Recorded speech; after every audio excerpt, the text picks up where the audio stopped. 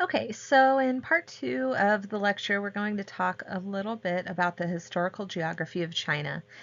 And it's important to be aware of perspective or cultural perspective because in the West, we are usually taught that agriculture originated from the Fertile Crescent in Iraq and that we got our idea of state formation from Greece and Rome. Um, but in China's view, uh, they are one of the oldest, perhaps the oldest continuous civilization in on the planet, and so they trace their culture back to the early Neolithic period around 6000 BC, and agriculture, including the domestication of crops such as millet, rice, and wheat, arose independently here in East Asia. And state formation followed that establishment of agriculture.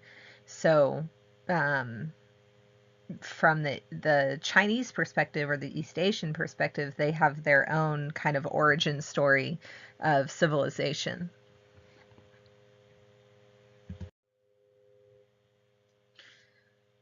Okay, so historically, China was ruled by dynasties, and we can trace the dynasties back from people. Historians kind of differ in the years. So some historians say 1766 BC, but we could go as far back as 2100 BC until 1911.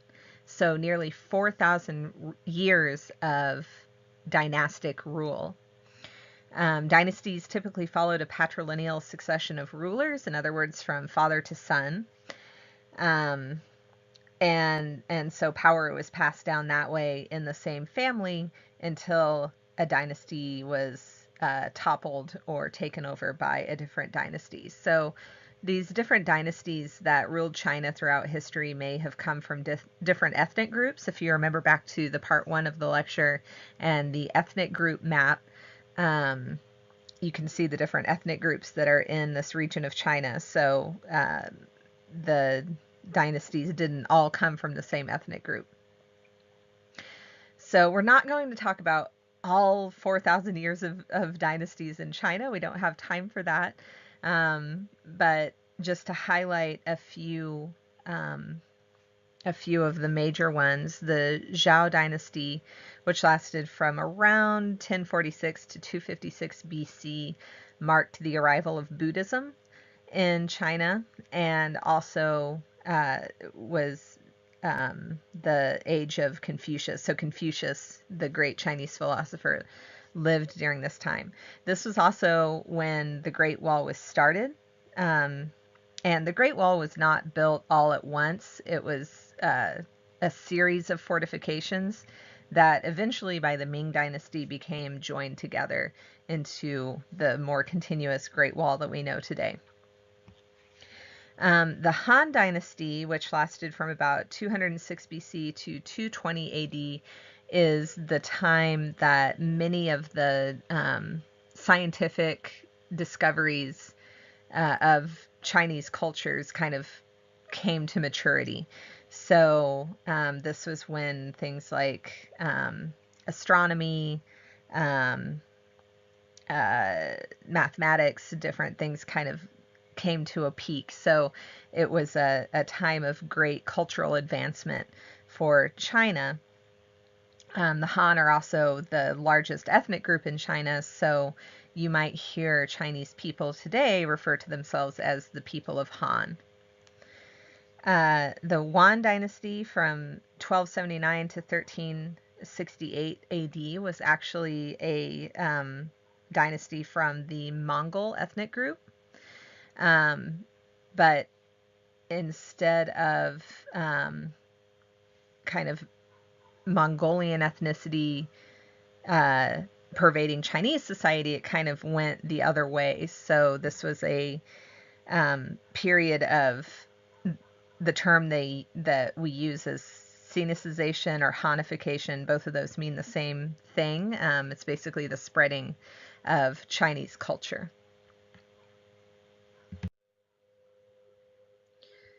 Okay, so the Great Wall kind of became congealed or joined together around 220 BC. So, like I mentioned on the last slide, it kind of started out as a series of different fortifications, but by 220 BC, they became joined together to form this united defense system against nomadic invaders from the north. So, if you look at the map over here, the red line shows the location of the Great Wall of China. So if you think back to the climate map and you remember that the desert climates are up here in Mongolia, and then starting about here, you have the more humid temperate climates. The Great Wall goes right along that line almost exactly, separating the steppes of Mongolia from the more humid temperate regions to the south. So it goes right along the climate lines, but the main purpose was to separate nomadic people from the more arid regions from the more settled agricultural people in the southeast.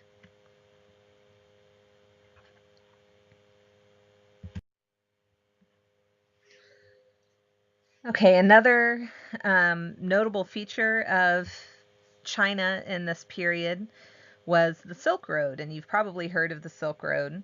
It wasn't a literal road, it was a series of trade routes connecting East Asia, South Asia, Southwest Asia, in other words, the Middle East, Mediterranean Europe, and North and East Africa together. So this was a great overland network of trade routes. So it was initially named for the lucrative trade in Chinese silk that began during the Han Dynasty. So it was active from about 200 BC to 1450 AD. So a very long period of time. And if you look at this date, that is the approximate kind of end of the Silk Road, that is about the time that explorers from Europe started looking for oceanic trade routes or ways to get to places like the Spice Islands and East Asia by ship instead of overland. So they were basically looking for a way around the Silk Road, to go around by sea instead of by land. Okay, so something else to kind of notice about the Silk Road is the location of places like Afghanistan, which is roughly here, ancient Persia, which is today Iran. So when we talked about these countries, we talked about the ancient influence of different cultures over time on them, and especially Afghanistan was kind of the central hub for these overland trade routes. So there are cultural influences from everywhere from Europe all the way to China that can be seen in Afghanistan today. Okay, you could say the same for Iran. You could say the same for the east coast of Africa. Just tons of cultural exchange happening across this trade route overland.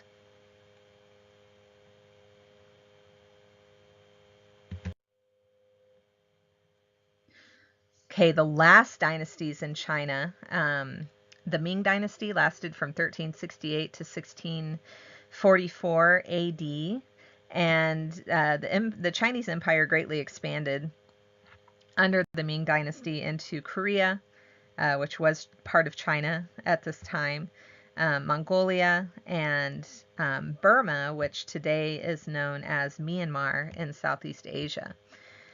This was also during the time of the Little Ice Age. You might have heard of the Little Ice Age in terms of the affecting things like the American Revolution.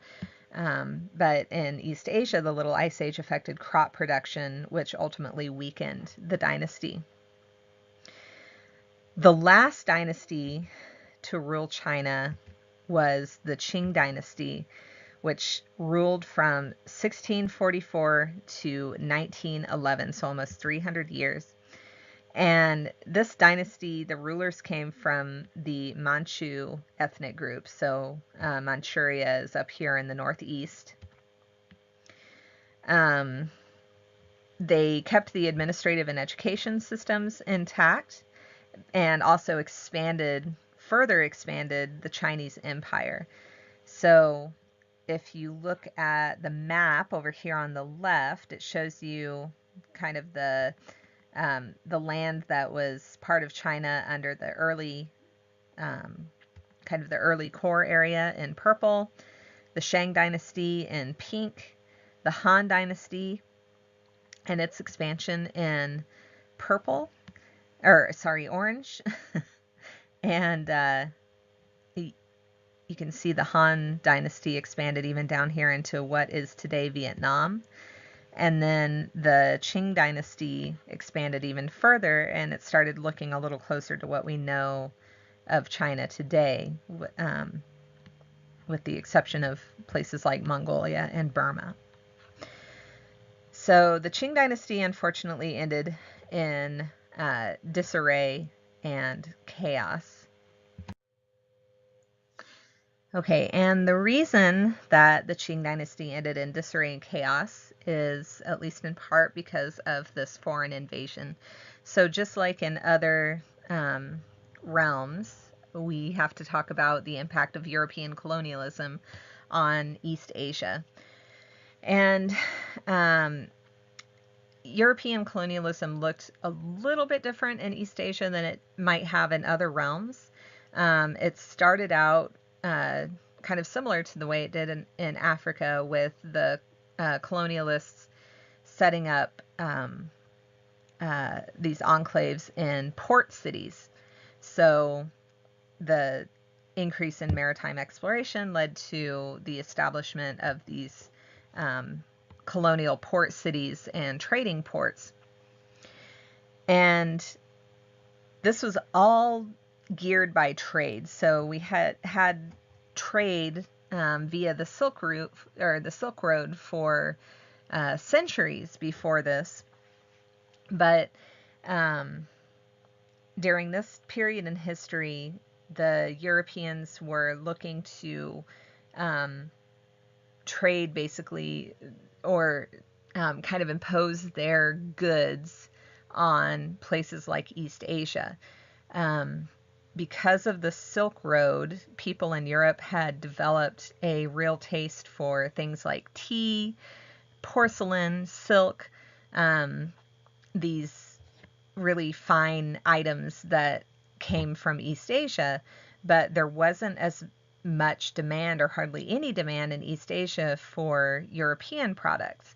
And so in an attempt to kind of even that trade balance, Europeans started bringing a number of cheap goods to China through these port cities. And the import of these cheap goods really disintegrated the Chinese economy. So it was very detrimental to the Chinese state at that time. The Europeans also introduced this doctrine of extraterritoriality, which stated that foreign states and their representatives are immune from the jurisdiction of the country in which they are based. So it's kind of a version of diplomatic immunity. So in other words, if you are from Great Britain and you are in this Chinese port city, you can't be prosecuted for any crimes or thrown in jail. So it really kind of insulated people in these port cities from Europe from feeling the effects of any crimes they might commit while they're there.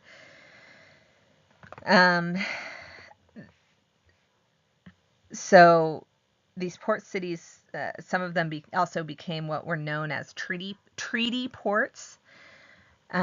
which were also declared exempt from Chinese law, and some of them even became off limits to Chinese citizens. So basically, the Europeans were creating these insular bubbles where they couldn't be prosecuted, and any crimes they committed couldn't be prosecuted under Chinese law. So that really eroded Chinese sovereignty in its own territory.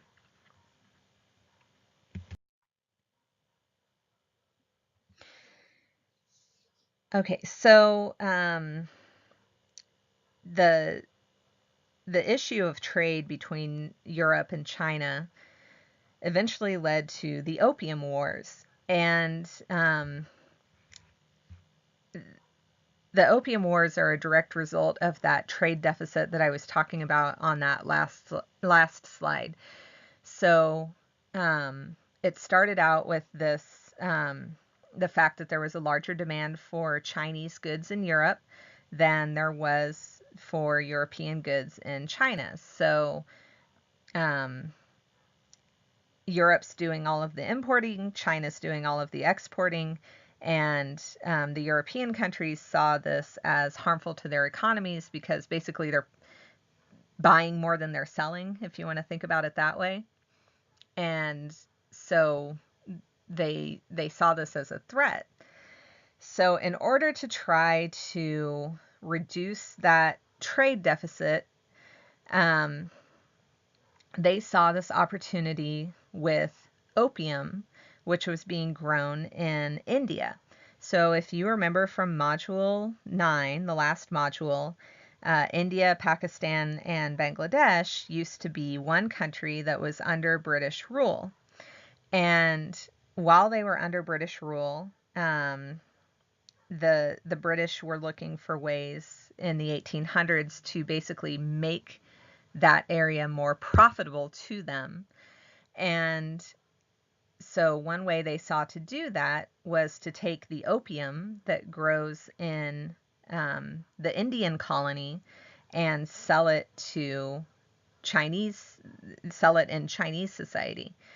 And they thought that the plan was that taking opium from India was going to make the Indian colony more profitable to them, and it was also going to reduce this trade deficit because it gives them a product that they can sell in China that the Chinese people are going to want. So it's kind of a win for them economically. But what this did inside China was to basically create an opium crisis. So history repeats itself, right? We're dealing with an opioid crisis today in the United States. China was really dealing with it in the 1800s. And if you've seen any old movies about China, you've probably seen an opium den or something similar depicted where people just lay around all day smoking opium. This was a real problem at the time in China because opium is, as we know, extremely addictive. It's the base of heroin. It's what heroin is made out of. So the number of addicts to opium increased very rapidly in China and really destroyed the cultural and social fabric. So and remember, this is still during the Qing dynasty, the last dynasty in China. So Chinese officials tried to crack down on that trade, and this is what led to the Opium Wars, which were wars between China and Great Britain, which basically ended with Great Britain forcing these trade deals on China.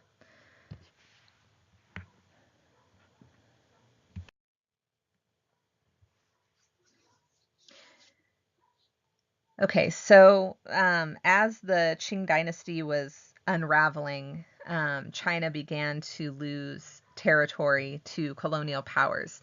So they ceded Hong Kong to Great Britain.